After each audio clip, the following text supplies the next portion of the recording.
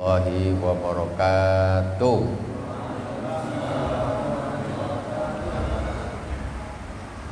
Alhamdulillahilladzi an'ama alaina bi nikmatil imani wal islam. Wassalatu wassalamu ala sayyidina wa maulana Muhammadin sayyidil anam wa ala alihi wa sahbihi ya nabiil ulumi wal hikam. Allahumma salli ala sayyidina Muhammadin tibbil qulubi wa dawaiha wa afiatil abdani wa shifaiha wa nuril absari wa diyaiha wa ala alihi wa sahbihi wa sallim. Kaum muslimin dan muslimat di mana saja berada yang dirahmati Allah Subhanahu wa taala. Malam ini kita mengkaji tentang kurban. Insyaallah hari Jumat Idul Adha insyaallah. Jadi kita malam hari ini kita mengkaji tentang kurban. Karena ada hal-hal yang perlu diperhatikan, yang sering kita ketemukan di masyarakat, terlebih lagi di masjid-masjid, panitia, itu kadang-kadang perlu ilmu fikih kurban. Nak panitia dia tak paham ilmu kurban, nanti kacau jadinya. Salah satu contoh hal yang kita perlu perhatikan yaitu satu kewajiban yang sering ditinggalkan atau tidak terlalu diperhatikan. Ini kita ambil contoh dulu, nanti baru kita kaji dari hal-hal yang dari yang awal sampai nanti ke poin-poin yang kita semuanya harus tahu. Jadi ada satu kewajiban yang sering ditinggal, yaitu wajib pada setiap hewan kurban itu ada daging yang mentah yang sampai ke fakir miskin. Wajib. Umpamanya ada kurban 7 ekor. Sini berapa ekor sini Pak? Pak Ketua berapa? Belum ada korban perasaan. Umpamanya ada 7 ekor lembu satu masjid. Di dalam 7 ekor lembu ini, setiap lembu ini, satu hewan kurban ini harus dagingnya dari lembu ini ada yang sampai ke fakir miskin. Wajib hukumnya. Tidak boleh ada lembu yang dagingnya tak ada kesamaan. Orang mampu semua yang makan, tidak boleh. Jadi kebanyakan yang kita ketemukan praktek-praktek, kebanyakan kita ketemukan ini kadang-kadang di masyarakat atau panitia-panitia kurban ini, daging tuh dijadikan, dionggokkan jadi satu. Pokoknya 5 ekor sapi sembelih, potong, taruh satu, potong, taruh, potong, 5 ini jadi satu, kan? Apabila dah selesai semua potong, tinggal kita bagi mana? Yang pertama fakir miskin dulu ambilkan. Sampai kampung ni berapa? 50 orang fakir miskin. Ambil 50 plastik fakir miskin. Dah, fakir miskin. Itu kira-kira yang diambil itu dari lembu yang mana? Tentu dari lembu yang paling terakhir kita potong, kita taruh di atas dagingnya. Kan gitu. Karena daging ini kita tumpuk jadi satu. Yang lembu pertama tentu dagingnya di bawah. Kita tumpuk. Ataupun macam-macam, pokoknya dicampur lah. Pokoknya dicampur. Jadi dari 5 ekor sapi itu tadi, yang sapi yang paling atas nih dagingnya banyak diberikan ke fakir miskin. Sementara yang bawah-bawah ini wallahu a'lam. Padahal hukumnya wajib bagi setiap hewan kurban ini dagingnya ada yang sampai ke fakir miskin. Wajib. Apa nama wajib? Kalau tak sah. Karena apa? Karena kurban itu aslinya daging itu dibagikan kepada fakir miskin. Itu yang asli. Ini fakir miskin tak dapat pula. Kita potong lembu satu, kita makan sama kita aja orang mampu-mampu. Fakir miskin tak kasih. Macam mana? Kadang-kadang praktek dari pembagiannya ini yang keliru. Ini yang perlu dibetulkan. Jadi pastikan kalau ada lembu 5, ini lembu disembelih. Ini sudah diambil dulu bagiannya untuk fakir miskin. Ambil untuk fakir miskin 1 ekor lembu. Habis itu taruh di situ sisanya. Sembelih 1 lagi, ambil jatah untuk fakir miskin, taruh. Sembelih 1 lagi 3 ekor, ambil untuk fakir miskin. Sembelih lagi 4, 5 ekor, semuanya diambil untuk fakir miskin. Setelah itu ini mau digabung terserah lah. Yang penting di sini ini ada bagian untuk fakir miskin yang diambil dari setiap hewan kurban. Kenapa? Karena hukumnya wajib. Wajib. Setiap hewan kurban itu wajib. Ada yang sampai ke fakir miskin. Sekarang kadang-kadang panitia tak mau tahu, pokoknya bagi aja rata seluruh kampung. Tak mau tahu dia fakir miskin tak tahu. Kalau begitu caranya kita tidak bisa memastikan mana ada yang hewan kurban yang mana yang yang sampai ke fakir miskin, yang mana yang sama sekali tak sampai ke fakir miskin pun sangat dimungkinkan karena jumlah fakir miskin itu jauh lebih sedikit. Katakanlah di setiap kampung ada fakir miskin cuma 5 orang. Lembunya berapa? 5. Lembunya 5 nih. Paling diambil kasih kita aja dari lembu pertama atau lembu yang paling terakhir atas. Yang 4 lembu terakhir ini habis dimakan orang yang mampu semuanya. Ini masalah. Jadi untuk panitia itu pastikanlah dari setiap hewan kurban itu ada bagian daging yang sampai ke fakir miskin. Maksudnya teknisnya saja yang dibetulkan. Jangan digabung menjadi satu. Kalau digabung jadi satu, ini lembu yang mana entahlah. Tak tahu. Orang kita dah gabung jadi satu, macam mana lagi? Padahal ada hal-hal yang lain yang perlu diperhatikan, yaitu ada satu hukum orang yang bernazar kurban itu tidak boleh makan daging kurban tersebut. Orang yang nazar kurban, aku kalau diterima jadi pers, aku nak kurban. Berarti itu nazar. Itu dia tak boleh makan daging kurbannya tuh. Sekarang di masjid tadi 5 sapi, dia ikut yang lembu ni 1. Saya ikut nazar dia kurban. Saya ikut. Habis itu dipotong, gaul jadi 1. Kata dia, ini lembu saya yang mana 1? Pak panitia, ketua, lembu yang saya tak tahulah, kita dah campur jadi 1. Kan? Akhirnya tak bisa makan dia. Aku nak makan yang ini, mungkin ini yang lembu aku. Aku makan yang sebelah sini, mungkin ini yang lembu yang saya punya. Karena tidak dipisah-pisahkan itu tadi. Itu jadi itu penting.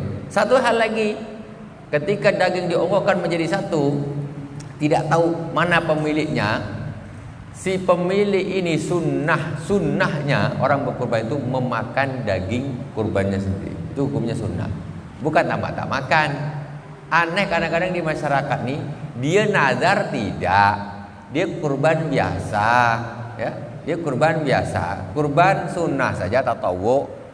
Dia kurban tatawu, tapi dia tak nak makan kurban dia ngambil kurban orang. Dia tak mau makan kurban dia. Ini salah. Justru orang itu disunahkan tabarruk memakan daging kurbannya sendiri walaupun sedikit, walaupun 3 potong. 3 potong. Ini ada keberkahan tersendiri. Sunnah hukumnya. Yang paling bagus yang diambil adalah hatinya. Jadi kalau kita berkorban nih, kita berkorban, Pak nanti mintanya hatinya ya sikit aja saya minta untuk tabarruk. Kalau panitia ini harus memisahkan, maksudnya dikasihlah tanda ini lembu grup A, grup B, grup C, grup D, gini. Jadi yang A bapak ini. Ketika orang tu nak tabarruk, lembu kau yang ini, si fulan lembu kau yang ini, yang kau yang ini. Jadi kita bisa memberikan berkah daging dari kurbannya sendiri. Itu begitu. Jangan digabung jadi satu. Digabung boleh, setelah tadi diambil dulu jatah untuk fakir miskin diambilkan. Ini lembu satu, ini untuk fakir miskin, ini untuk yang punya, ya kan? Nah, ini yang punya ini, ada hatinya, ada ini. Kalau dia minta, ini yang bapak punya. Itu yang lain sisanya ini mau digabung terserah. Setelah diambil bagian untuk khusus fakir miskin dengan orang yang berkurban. Karena yang berkurban itu punya hak dia. Itu daging-daging kurban dia. Pak, saya minta hatinya Pak, saya minta pahanya umpamanya. Dia punya. Kita ini panitia ini sifatnya tabarruk, ibadah, sukarela. Panitia itu sifatnya sukarela. Kalau tak mau penat, jangan. Orang jadi panitia itu sifatnya ibadah, bukan cari untung. Tentu rugi bantu orang sembelih. Tentulah ada ibu-ibu nak berkorban, takkan kita suruh dipotong lembu sendiri. Tentu kita yang potongkan. Kita niatnya ibadah. Jadi cuma nak nanti minta kepalanya. Memang dia punya, kasihkan kepalanya.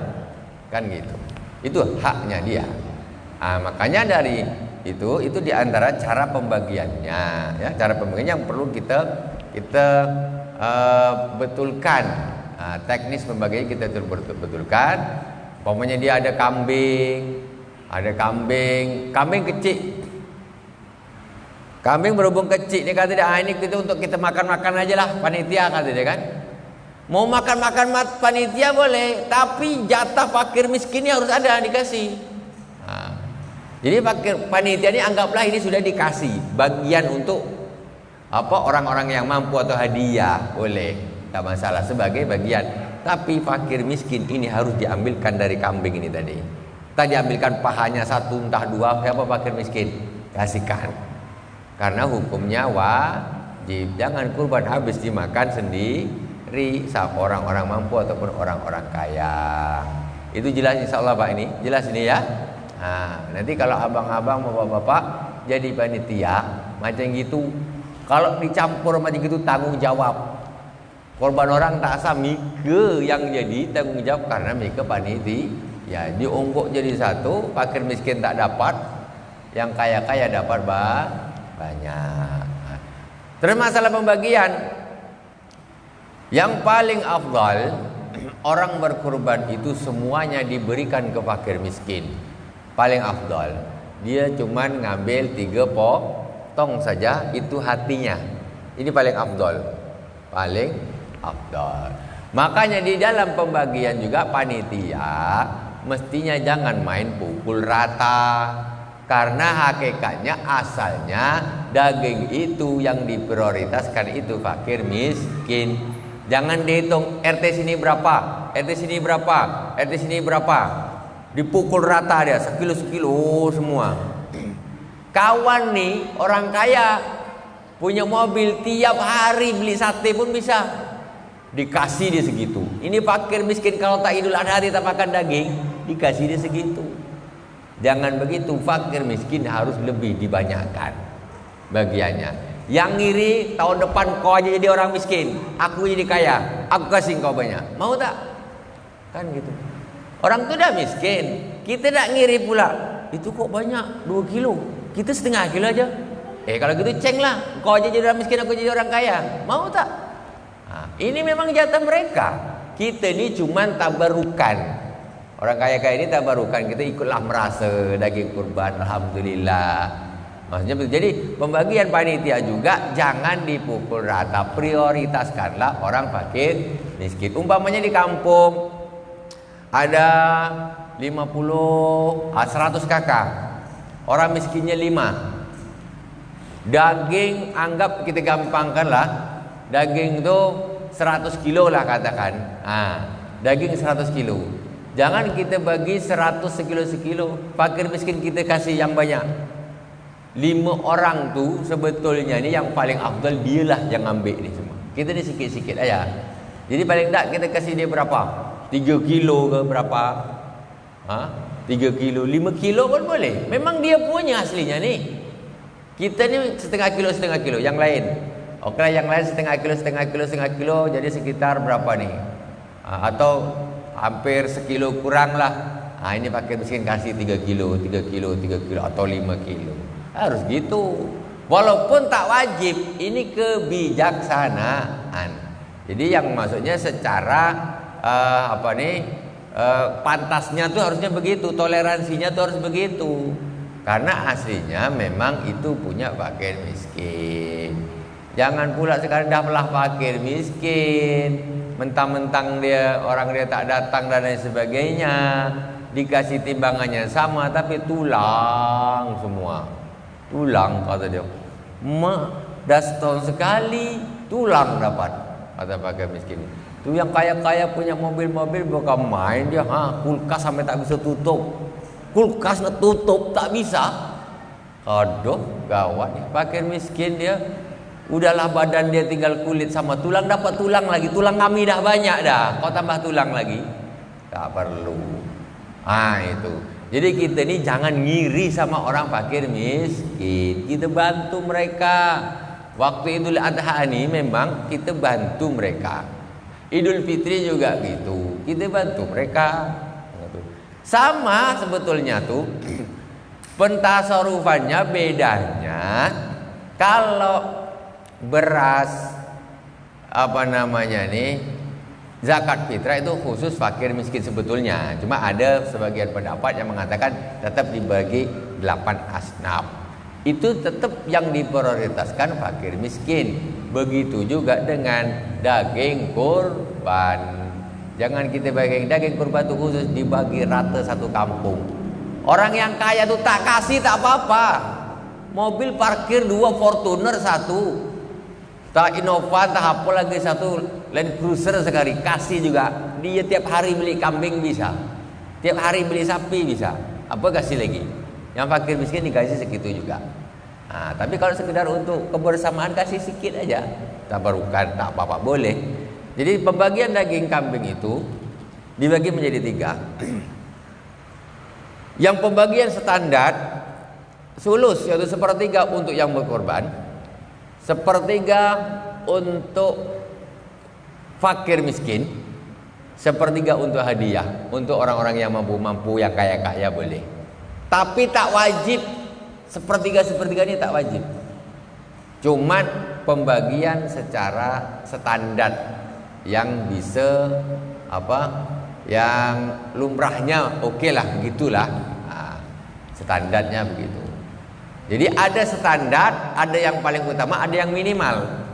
Kalau yang paling utama tadi sudah saya sampaikan, semuanya dikasihkan fakir miskin kecuali 3 kerat aja, 3 potong saja, yang paling bagus hati untuk yang berkorban. Lebih ini semua kasihkan fakir miskin.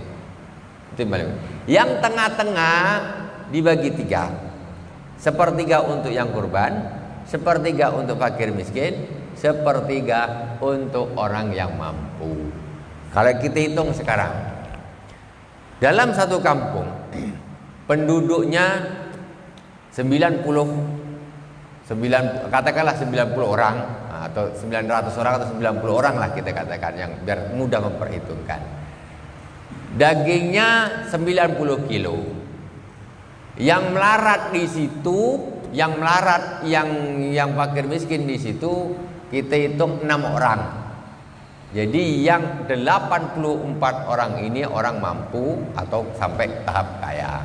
Kalau kita hitung dari pembagian standar ini, berarti fakir miskin itu yang 6 orang kita ambil dari 1/3 semua daging ini. Dari 1/3 semua daging ini kita kasihkan fakir miskin. Yang 1/3-nya kasih yang berkorban, yang 1/3 bagilah rata kampung. Bagilah rata satu kampung. Itu pembagian yang standar macam gitu. Kan banyak mestinya kan, jadi 6 orang kita bagi 1/3. Berarti 30 kilo bagi 6 orang berapa? 5 kilo, 5 kilo, 5 kilo. Yang tinggal yang ini 30 kilo dibagi 84 orang. 84 orang ini 30 kilo, berarti berapa on dapat? Itu pembagian yang tengah-tengah. Jadi paling tidak itu memang fakir miskin dikasih memang 1/3 dari daging tu tadi, paling tidak. Kalau bisa kasih semua.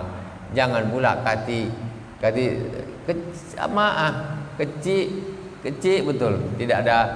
Enggak ada tidak berimbang dengan orang-orang yang kaya. Jangan begitu. Nah, ini yang tengah-tengah, yang paling minimal pembagian kurban ini yaitu pokoknya ada sepotong daging dari kurban itu mentah yang sampai ke fakir miskin. Sikit pun dah boleh. Ini paling minimal nih. Paling pokok sah lah. Secara fikih sah. Potong dia seekor sapi. Dah itu kok sapi terus dipotong-potong, dia potongkan dia sikit daging di pahanya sapi itu. Sat, potong sapi, masukkan plastik, ini kasihkan ke fakir miskin sana tuh, ujung sana. Kasihkan. Ini habis kita makan sama-sama orang mampu. Secara fikih sah. Tapi melampau namanya, ya kan? Melampau. Kenapa? Ini kewajibannya sudah diberikan. Ini fakir miskin dah kok sikit.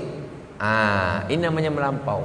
Nah, sekarang yang praktek kita ni, sekarang yang kita lakukan ni, lebih dekat ke yang melampau, apa lebih dekat yang tengah-tengah, apa lebih dekat yang semua dikasih fakir miskin. Yang biasa kita lakukan. Yang bisa kita lakukan macam mana? Kalau kita hitung-hitung, daging yang kita biasa bagi itu kayaknya tak sampai sepertiga untuk fakir miskin. Tak sampai. Itu yang tengah-tengah tuh. Nah, kan? Apalagi biasanya pakai pokok satu kampung aja pukul rata. Pukul ratanya ini berbahayanya ketika tidak dipilah-pilih fakir miskinnya mana, nanti ada daging hewan itu yang tidak sampai ke fakir miskin. Itu masalahnya. Padahal itu hukumnya wajib. Jadi yang penting itu fakir miskin harus diprioritaskan. Di kampung itu umpamanya ada 5, ini orang 5 nih, dari 5 ekor kambing ini semua harus ada yang sampai ke sini. Itu diambilnya lah, atau pahanya satu-satu kasihkan ke sana. Itu baru sah. Nah, itu hukumnya wajib. Kalau ada yang mau tanya silakan. Kitab ini saya bawa sampai tak terbaca. Sambil baca tak apa, lanjutkan. Kalau ada yang tanya silakan. Kalau tidak kita lanjutkan dengan membaca kitab ni. Bismillahirrahmanirrahim. Faslun fil udhiyah. Jadi masalah-masalah terpenting sudah saya sampaikan. Masalah-masalah yang perlu kita perhatikan. Jadi ini kitab ini kita baca. Kalau kita urut, saya takut nih, kalau saya urut ini nanti yang terpenting tak kena. Jadi ini saya sampaikan dulu karena waktu kan terbatas. Besok pekan depan dah tak bisa lagi. Bismillahirrahmanirrahim. Faslun fil udhiyah. Fasal menerangkan tentang kurban. Wal udhiyatu sunnatun muakkadatun fi haqqina 'alal kifayah. In ta'addada ahlul baiti fa idza fa'alaha wahidun min ahli baiti kafa 'anil jami'. Udhiyah itu hukumnya sunnah muakkadah. Sunnah muakkadah 'alal kifayah. Sunnahnya kifayah. Maksudnya kalau sunnah kifayah ini macam mana? Kalau ada satu keluarga, ada satu orang yang berkurban, ini berarti sudah cukup. Namanya sunnah kifayah, mencukupi untuk semuanya. Satu keluarga ada 6 orang yang kurban tahun ini, si bapak kurban, itu sudah mencukupi untuk satu keluarga, namanya kifayah. Tahun depan istrinya atau si mamaknya, itu sudah mencukupi satu keluarga. Terus anaknya yang paling tua, ini terus putar terus. Ini namanya sunnah kifayah. Maksud itu setiap keluarga pokoknya sudah ada yang berkurban, itu sudah mendapatkan fadilahnya semuanya. Seperti kalau fardu kifayah, ada orang meninggal, kemudian di dalam satu kampung ada yang memandikan satu orang saja, itu sudah menggugurkan semua kewajiban orang satu kampung. Itu sunnah kifayah begitu. Jadi boleh berkurban pokoknya satu keluarga satu orang. Mau atas nama satu orang, tetap yang lain tetap mendapat fadilah. walaupun atas nama satu orang, atau atas nama saya dan keluarga saya juga boleh, karena Rasulullah Shallallahu Alaihi Wasallam juga pernah melakukan hal yang demikian. Beliau berkorban untuk dirinya dan untuk umatnya, bahkan untuk dirinya dan untuk keluarganya, dan untuk dirinya dan untuk berkorban dengan 2 ekor kambing, yang satu untuk dia dan untuk Rasulullah, untuk beliau dan keluarganya, dan untuk beliau yang kedua dan umatnya semuanya, umat Nabi Muhammad SAW. Berarti kita ini sudah pernah dikurbankan oleh baginda Rasulullah SAW. Kita kan umatnya. Rasulullah sudah pernah berkurban untuk kita, Pak. Sudah pernah. Nah, itu. Bismillahirrahmanirrahim.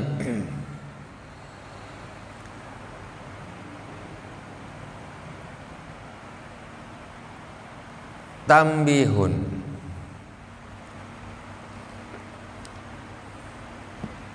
Hewan yang boleh untuk dikorbankan.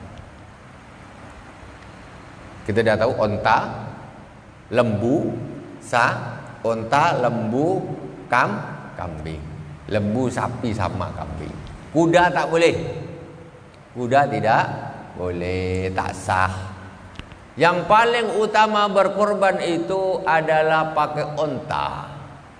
Paling bagus. Yang kedua pakai lembu, yang ketiga pakai kambing. Cuma perlu diperhatikan, berkorban 1 ekor kambing dengan 1 ekor onta tapi 7 orang, ini lebih utama berkorban 1 ekor kambing. Jadi kalau kita ini sekarang, makanya zaman saya dulu waktu kecil, sekitar tahun berapa ya kalau waktu saya kecil, tahun 80-an lah. Tahun 80-an saya masih kecil. 80-an. Itu orang banyak berkorban pakai kambing dulu di kampung saya di Tanjung Sari, Tanjung Batu sana. Di masjid di atuk saya. Itu orang berkorban pakai kambing. Kemudian sekarang setelah sekian puluh tahun saya mondok di Jawa, kemudian saya mondok di Mekah, balik hampir sekitar 22 tahun lah. Balik berubah. Orang sekarang sapi, kambingnya macam orang tak minat. Dalam arti macam kecil, tak gaya, kurang gaya. Padahal kurban tuh pakai kambing itu lebih afdol daripada pakai lembu 7 orang. Lebih afdal. Bukan lembu, onta 7 orang dengan kambing orang 1 kambing 1, lebih utama kambing. Jadi jangan, maksud saya sampaikan begini kenapa? Agar jangan orang ini berpikir bahwa pakai kambing ini macam fadilahnya kurang gitu. Jangan begitu. Jadi sekarang macam orang tak terlalu minat pakai kambing, enak pakai lembu besar. Ya kau besar bertujuh. Nah itu. Ada pertanyaan. Assalamualaikum warahmatullahi wabarakatuh. Buya, semoga Buya diberikan kesehatan dan keberkahan oleh Allah SWT. Amin. Saya ada pertanyaan Buya. Apa hukumnya kalau kita sebagai panitia kurban mendapat upah atau sagu hati dari yang berkurban, dan sebaliknya jika yang berkurban hanya menyerahkan hewannya ke panitia, tidak memberikan biaya operasional seperti makan dan minum. Mohon penjelasannya Buya, jazakumullah khairan. Orang panitia diberi upah oleh orang yang berkurban, boleh, dengan satu syarat. Upahnya jangan pakai dagingnya. Tak boleh. Dagingnya itu tidak boleh untuk upah. Dia sembelihkan sini, ambil duit warna merah. Ambil. Rezeki boleh, tak ada masalah. Ya. Tapi kalau diambilkan dia paha ni satu, ini upah engkau. Tak boleh. Tidak boleh. Diupah silakan, pakai duit silakan. Yang tidak boleh diupahnya itu pakai daging kurban itu sendiri, tidak boleh. Karena daging kurban itu tidak boleh dijual. Dijual tidak boleh, dijadikan sebagai, kalau dijadikan upah kan dia diuangkan. Kan sama dengan dijual. Diuangkan, dianggap menjadi uang, diupahkan, dijadikan upah, nggak boleh. Nah, ini sebagai upah. Tinggal niat di dalam hati ini. Nah, ini upah engkau. Dikasih dia kepala lembu satu. Nah, ini upah nih. Besok lembu dia tak ada kepala. Tuh, hilang. Kepala lembu dijual. Yang para kulitnya dijual, tak boleh. Tidak boleh kulit hewan kurban dijual. Sama sekali tidak boleh. Ya. Tetap wajib disedekahkan. Kalau sudah disedekahkan, kemudian dijual bikin kerupuk, terserah. Yang penting itu udah jadi haknya orang tuh. Bukan berarti tak boleh dijual nih, sama sekali tak boleh. Dari yang berkurban nih tak boleh. Ini untuk apa orang tadi yang mau jual aja lah ke pasar sana, tak boleh. Tapi ini kulit siapa mau nih, kau kasihkan kurban sini, ambil, diterima sudah. Dah, habis itu sama orang tuh sudah menjadi haknya, dibawa ke pasar dijual, silakan. Tidak ada masalah. Tapi jangan orang bilang helah. Helah ini macam dia bikin tipu muslihat. Nah, tipu muslihat. Ini yang berkurban kata dia. Ini kulit nih nanti aku kasihkan kau. Nanti kau jual nanti duit dia kita makan sama. Ini namanya berhelah dia. Nanti duit dia nanti kita lah untuk makan lah sini sama-sama. Ini namanya berhelah. Ini kalau kau dah kasih ke dia ya sudah. Dah haknya dia nak jual, nak bikin kerupuk, nak bikin apa, terserah dia lah. Terserah dia. Jangan dibikin tipu muslihat. Macam orang Yahudi. Orang Yahudi itu suka bikin tipu muslihat. Diharamkan orang Yahudi ini kalau apa namanya ini? Lemak hewan itu hukumnya haram bagi orang Yahudi. Haram. Tapi orang Yahudi ini suka tipu muslihat ya. Dia suka tipu muslihat sehingga apa namanya? Lemak itu dicairkan jadikan minyak. Habis itu dimakan. Kata dia, aku tak makan aku tak makan lemaknya, kok aku makan minyaknya. Kata orang Yahudi. Itu macam itu. Itu tidak boleh.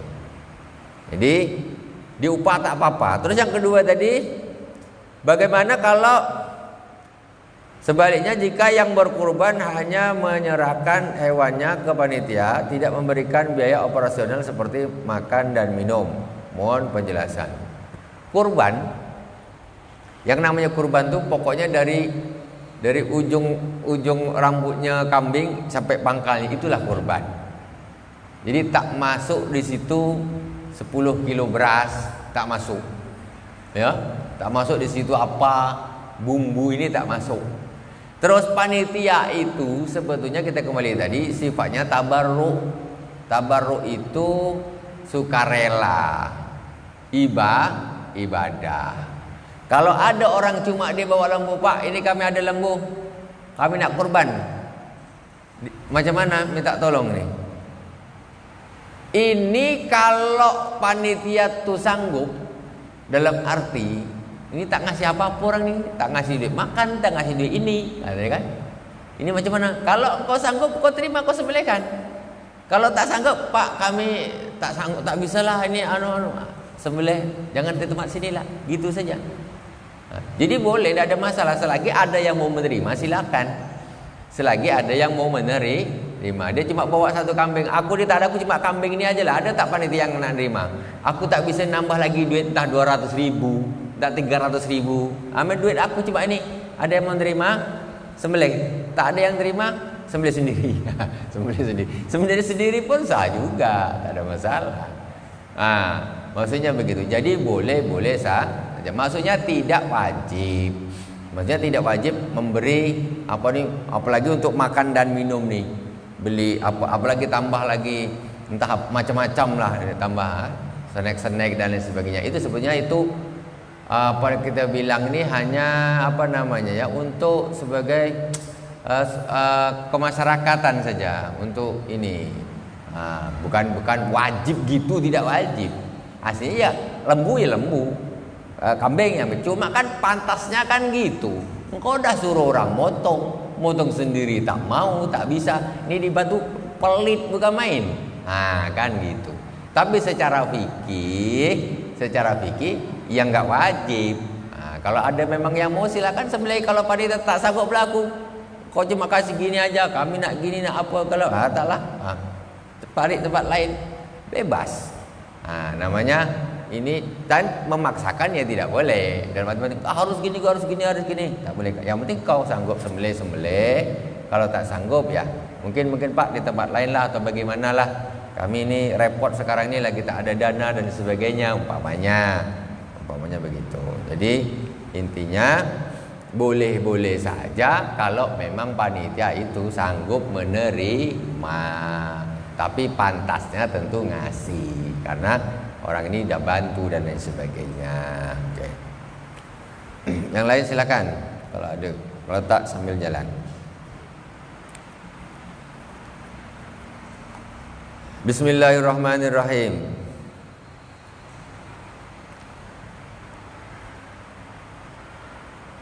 Kita akan membahas tentang sunnah. Kalau masalah syaratnya sudah tahu, kita sudah sering sampaikan, tentu tidak boleh hewan yang cacat, yang buta tak boleh, yang pincang tak boleh, yang terlalu kurus tak boleh. Atau dia gemuk tapi dia sakit, jadi macam dagingnya ini nanti tak bagus, atau mengandung apa dan lain sebagainya. Jadi itu tak boleh. Pokoknya yang sehat, yang kupingnya telinganya terpotong, kakinya pincang nggak boleh. Pokoknya yang bagus. Pokoknya intinya yang bagus, jangan yang cacat. Boleh jantan, boleh betina. Kurban pakai hewan betina boleh. Yang tak boleh, sebagai ulama, kebanyakan ulama mengatakan kalau ya bunting, itu tak boleh. Cuman masih ada ulama yang membolehkan, yaitu Al-Imam Ibnu Rif'ah. Imam Ibnu Rif'ah mengatakan boleh berkurban walaupun pakai hewan itu hewan yang sedang hamil, boleh. Tapi itu pendapat yang bukan jumhur, bukan pendapat kebanyakan ulama. Tapi kalau betina sudah ulama sepakat boleh. Tapi kenapa kalau kita kurban biasanya mesti jantan sampai kambing betina tak laku, kan? Tengoklah, kalau kurban mesti jantan. Sampai di masyarakat nih, kalau tak ngaji masyarakat berpikir berkurban harus hewan jantan. Iya apa tidak, Pak? Ya kan? Begitu nengok kalau ada kurban mesti jantan. Masyarakat pikir berarti kurban ini harus jantan. Tidak harus jantan. Ya, pakai betina pun tak apa-apa. Dalam arti kalau apalagi yang betina tapi dagingnya lebih banyak. Cuma biasanya kan yang jantan tuh dagingnya lebih banyak biasanya. Tapi kalau ada umpamanya betina kalau dagingnya lebih banyak, ya silakan. Umpamanya dagingnya nggak banyak pun, ya tetap sah-sah saja, boleh. Intinya laki-laki atau jantan dan betina semuanya boleh untuk dijadikan kurban. Kemudian waktu menyembelih yaitu mulai waktu duha, yaitu matahari setinggi tombak, ditambah waktu yang bisa untuk sholat 2 rakaat dan khutbah 2 khutbah. Maksudnya apa? Pokoknya sholat Idul Fitri itu setelah waktu duha masuk. Idul Adha dan Idul Fitri sama, itu setelah waktu duha masuk. Begitu sholat kemudian khutbah 2 khutbah, berarti setelah itu selesai waktu kurban masuk. Sampai kapan? Sampai matahari terbenam hari tasyrik, yaitu tanggal 11, 12 dan 13 Zulhijjah. Zulhijjah. Boleh. Besok kita Idul Adha hari Jumat. Berarti boleh kita sembelih kurban tu hari Sabtu, boleh hari Ahad, boleh hari Senin. Terakhir sebelum maghrib leher hewan tu harus sudah disembelih. Kalau belum terlambat. Ya, pokoknya sebelum matahari terbenam 13 Zulhijjah. Jangan kita macam kalau sekarang agak lumayan ada perbedaan. Kalau dulu semacam harus Idul Adha, harus langsung, harus di situ, harus. Tidak harus. Tidak harus. Tidak masalah kalau umpamanya sibuk, apalagi besok Jumat. Ini Jumat ini nanti kita mepet nih ini. Ya udah Sabtu. Ataupun disembelih habis sholat Jumat enggak apa-apa. Nyembelih itu enggak harus pagi kok. Nyembelih itu tidak harus pagi. Malam hari silakan aja, enggak ada masalah. Kenapa harus pagi? Enggak harus pagi. Takut bermalam satu malam, besok nak disembelih. Mana lembu nih? Alamak, hilang diambil orang. Kan bahaya. Sekarang ni lembu pun bisa jadi hilang. Bukan dilarikan orang. Ini masalah ni. Panitia ganti rugi. Panitia ganti rugi jadinya kena Allah. Yang lebih parah naudzubillah, dikasih makan tak apa-apa mabuk. Pagi-pagi nak disembelih dah dah keras badannya. Itu lagi. Jadi penyembelihan yang penting setelah selesai salat Idul Adha sampai maghrib, sebelum maghrib hari ke tanggal 13. Malam, siang, pagi, sore boleh, tidak ada masalah. Waktunya. Kemudian sunnah-sunnahnya.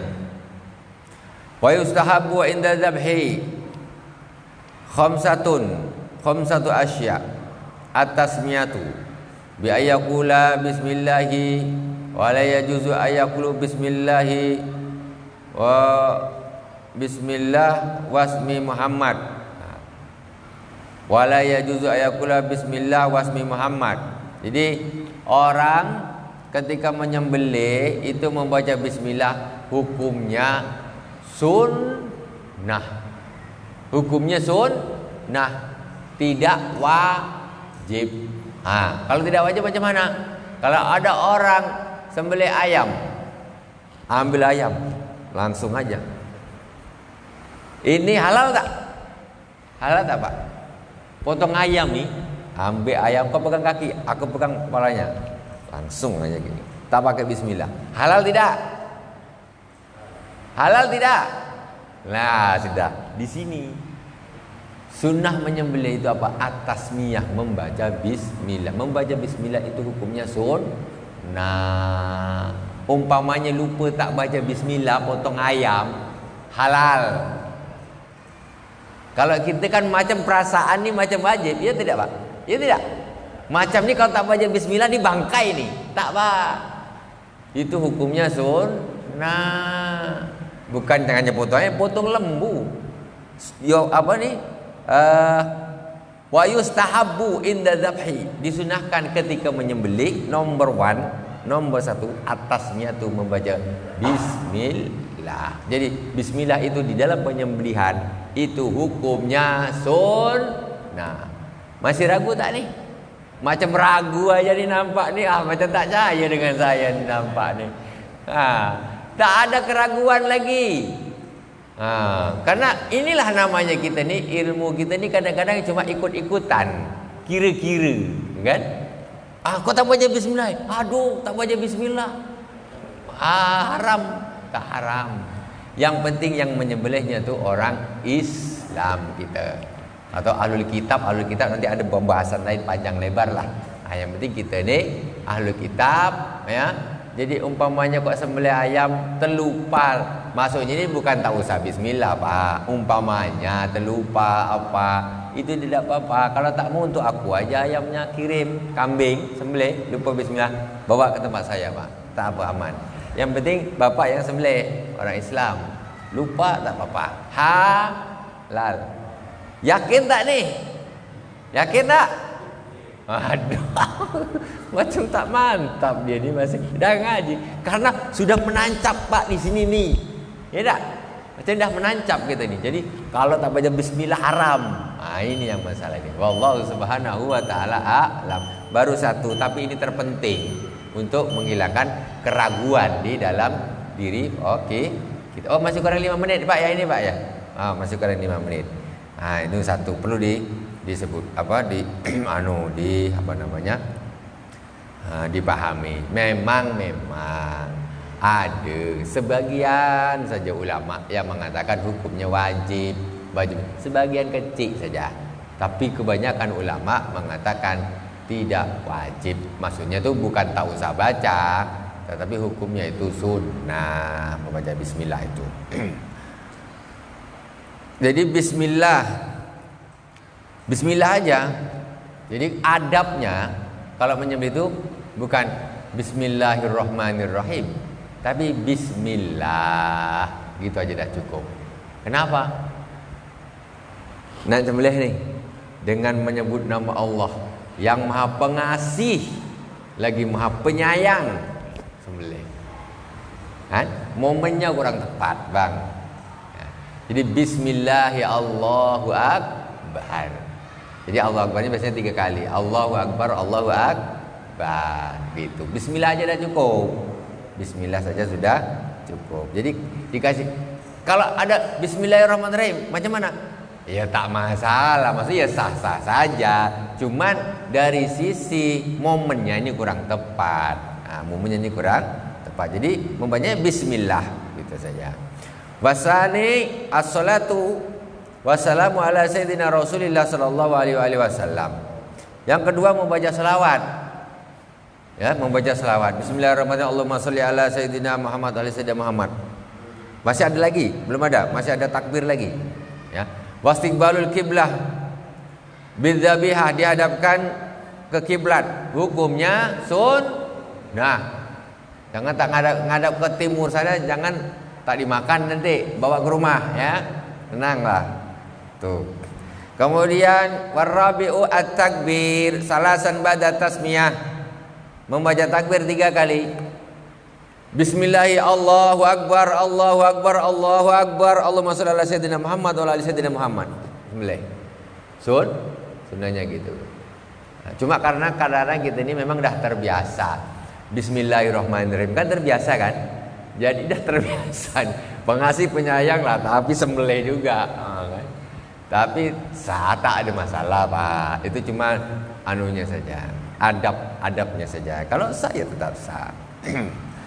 Jadi baca bismillah, kemudian baca selawat, baca Allahu akbar, Allahu akbar, Allahu akbar, takbir 3 kali, dihadapkan ke kiblat, membaca selawat. Allah khamisu ad-du'a bil qabul, membaca doa bi ayyakula Allahumma hadza minka wa ilaika fataqabbal minni.